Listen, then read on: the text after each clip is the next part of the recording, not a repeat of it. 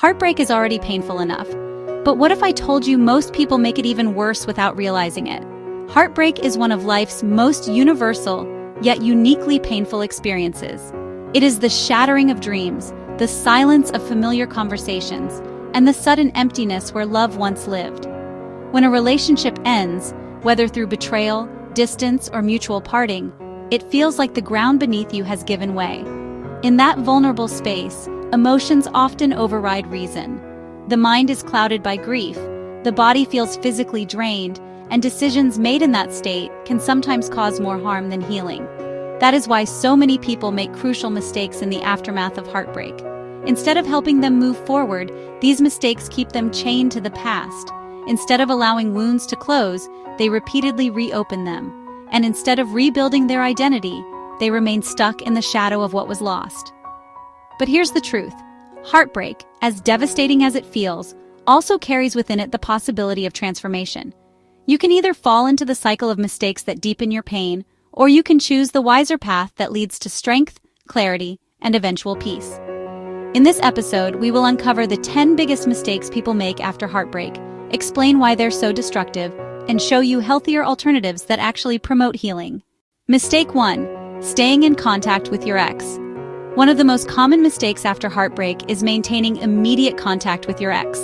Many people convince themselves that staying friends right away is a sign of maturity, or that keeping communication alive might leave the door open for reconciliation. But in reality, constant contact usually prevents the emotional detachment necessary for healing. Every text, call, or social media interaction reactivates the bond your brain has with that person. It's like tearing off a scab before the wound is ready. It bleeds again. Psychologically, the brain releases dopamine every time you connect with your ex, feeding the craving like an addiction. This makes moving forward much harder. Instead, distance is essential. That doesn't mean you can't be friends someday, but right after a breakup, you need space. A no-contact rule for at least 30-60 days helps you reset emotionally and regain clarity about what you truly want moving forward. Mistake 2. Stalking their social media. In the digital age, heartbreak comes with an extra layer of torture: social media. Many people spend hours refreshing their ex's profile, searching for signs of regret, sadness, or new love. But this habit only feeds pain. Seeing your ex smiling in a picture doesn't mean they're not hurting. Social media is often a highlight reel, not reality. Yet your brain interprets it as proof that they've moved on while you're stuck in despair. This comparison intensifies feelings of rejection and inadequacy. Experts in psychology call this rumination, replaying the past while obsessing about what your ex is doing in the present. It keeps your emotional wounds raw and prevents you from focusing on your own healing. A healthier choice is to mute, unfollow, or even temporarily block your ex's profiles. Protecting your peace doesn't make you petty. It makes you strong enough to put yourself first. Mistake 3. Jumping into a rebound. Another classic mistake is rushing into a rebound relationship.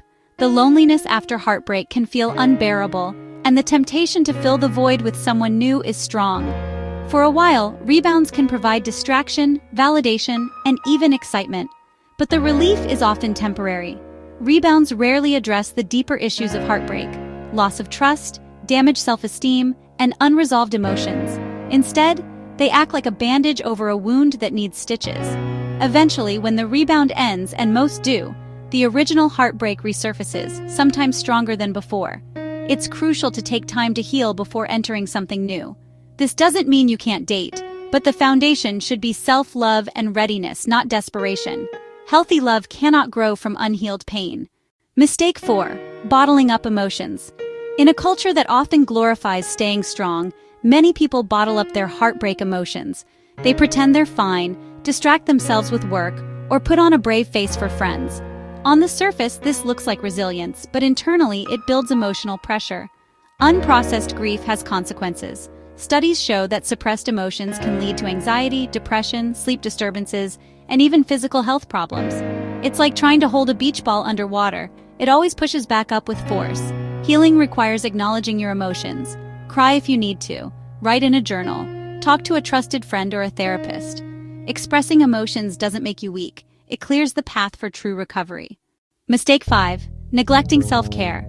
Heartbreak often hijacks self-care routines. People lose their appetite or binge on unhealthy foods. skip exercise, sleep at odd hours, or isolate themselves.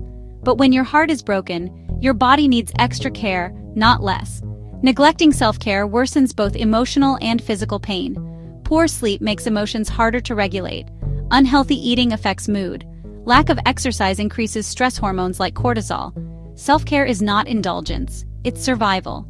Eating balanced meals, getting adequate rest, moving your body, and staying hydrated are small but powerful ways to help your brain and heart recover.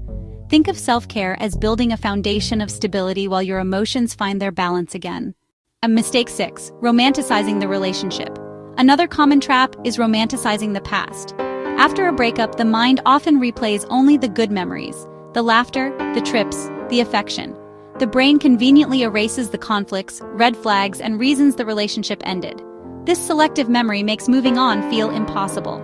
You convince yourself you lost the perfect relationship, when in reality, it had flaws that made it unsustainable. By idealizing the past, you create illusions that prevent closure. A better approach is balance. Write down both the good and bad aspects of the relationship. Remind yourself that while there were beautiful moments, there were also reasons why it ended. This balanced perspective allows you to grieve the loss without clinging to false hope. Mistake 7. Seeking closure from the wrong place. Many people believe closure must come from their ex. They wait for an explanation, an apology, or a final conversation that will make everything make sense. But often, that closure never comes. Or if it does, it doesn't bring the peace you expect. Placing your healing in someone else's hands keeps you powerless. True closure comes from within, from accepting what happened, making sense of it yourself, and choosing to let go. It can help to write an unsent letter to your ex, expressing everything you feel. This gives you a sense of release without depending on their response. Closure is not something you get, it's something you create. Mistake 8. Using numbing substitutes. After heartbreak, some people turn to numbing substitutes: alcohol, drugs, binge eating, compulsive shopping, or endless Netflix marathons. While these provide temporary distraction, they don't solve the pain. In fact, they often create new problems. Alcohol, for example, can intensify depression. Overeating leads to guilt and low self-esteem. Even excessive distraction prevents you from processing emotions, leaving the pain unaddressed. The healthier alternative is mindful coping, activities that soothe without harming. Meditation, reading, art, or spending time in nature are ways to process pain while still caring for your mental health. Mistake 9. Comparing yourself to their new life. One of the most self-destructive mistakes is comparing your healing journey to your ex's apparent progress. Maybe they're dating someone new, posting happy pictures, or succeeding in their career. Instinctively, you measure your worth against theirs. But healing isn't a competition. Everyone moves at their own pace, and what someone shows online is not the full story. Comparing yourself only deepens feelings of inadequacy. Instead, focus inward. Ask yourself, what can I do today to feel a little stronger than yesterday? Small steps forward, not comparison, are the true markers of healing. Mistake 10. Rushing the healing process.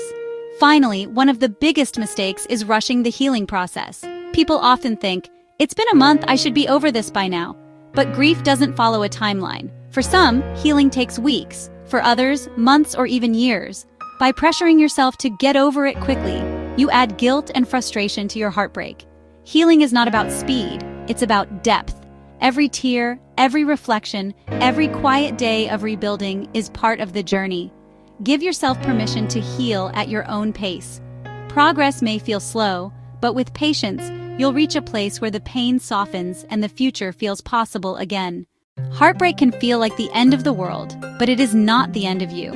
The mistakes people make after heartbreak, clinging to contact, stalking social media, rushing into rebounds, bottling emotions, neglecting self-care, romanticizing the past, waiting for closure, numbing the pain, comparing themselves, and rushing healing, all stem from the desperate desire to escape pain. But true healing requires the opposite: slowing down, facing the pain, and learning from it.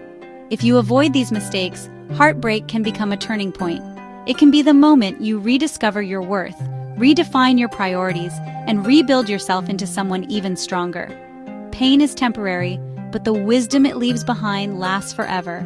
So the next time your heart breaks, remember, don't fall into the traps that keep you stuck. Choose healing, choose growth, choose yourself. If this video helped you, hit like, subscribe, and share it with someone who might need these words today.